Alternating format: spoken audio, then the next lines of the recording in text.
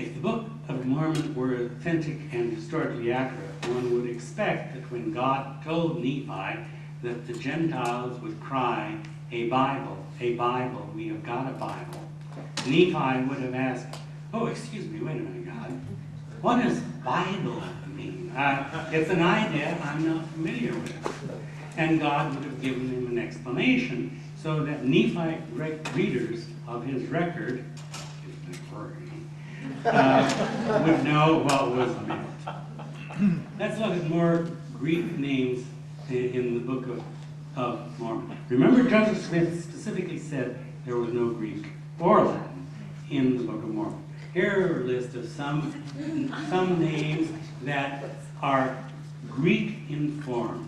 Any Greek speaker would recognize these as Greek names. And you can look in the back of your Book of Mormon where it has the list of proper names, and you can find all of these. They are all Greek. Alpha and Omega, of course. That one may be, it's the name of the first and last letters of the Greek alphabet, of course. I am Alpha and Omega. Well, we can, Mormon apologists will say, well, Joseph Smith was familiar with this term, and his readers would be familiar with this term, and so probably the real words there were not Alpha and Omega, but Aleph and Taw, which were the first and last letters of the Hebrew alphabet. We have the phenomenon that in the Book of Mormon there are a number of names or words which the author, the writer on the gold plates, translates for us. And here they are with their translations. Now, there are several questions arise in my skeptical mind. If these were real Reformed Egyptian or Nephite words with those meanings, why would Nephi be translating them for us? It would be like my writing something like, and which I knew was going to be translated later on. And they came unto Salt Lake, which, being interpreted, means Salt Lake.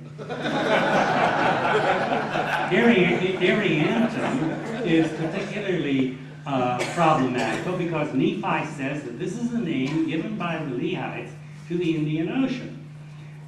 We must assume that the Lehite band were still speaking relatively pure Hebrew since they'd only left Jerusalem a few years before, but Ariantum is not a Hebrew word. It doesn't even resemble a Hebrew word.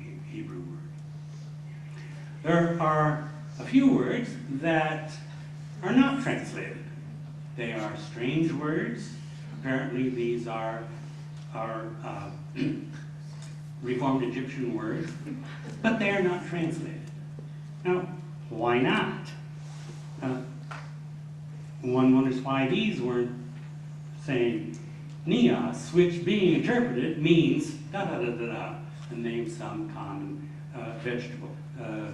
Neos and Sheum are some kind of edible plant, which was very popular, apparently. And the Kirillams and Kumams were very useful animals. And zip was a kind of metal. And yet, and these items were apparently very abundant. And yet, God's translator was unable to identify them with any word that his 19th century readers or later would be able to understand. I mean, was the Kirillam some kind of strange beast that archaeologists know, or that was known among the Aztecs as something else, like maybe a tapir or something? Why weren't they translated? So you have to wonder about that. One suspects that it was just Joseph Smith showing off his ability to make up strange words to impress his readers. Well, that's a skeptic's explanation. Then we have the opposite here. These are words that are translated, obviously, but there's no original given. They're English words, obviously. Now, I'm sure that the Nephite towns and countries that were called this were not really named Bountiful with the English name. I mean, that wouldn't make sense at all. But what was the Nephite or Reformed Egyptian word? Why isn't that there? It's just an unanswerable question. And then if he was inspired to translate these, why didn't he simply translate the others, the Iriantum and the Ripley-Ankle? Well, there are questions that we just don't have answers for yet. Let's talk about a few more specific ones. We're getting towards the end here. One of the problems with the Book of Mormon is that it carries over some of the King James translators' errors. Almost all Bible scholars of whatever persuasion, Christian, non-Christian, whatever, recognize that the King James Version, the translation, it's a beautiful piece of literature. It has many wonderful passages, but there are a lot of errors. There are mistakes, outright mistakes. We find those same mistakes in the Book of Mormon. For example, in Isaiah and in Nephi is the passage from that Christians often refer to as a prophecy of the birth of Christ. A virgin shall conceive and bear us a son, and his name shall be called Emmanuel.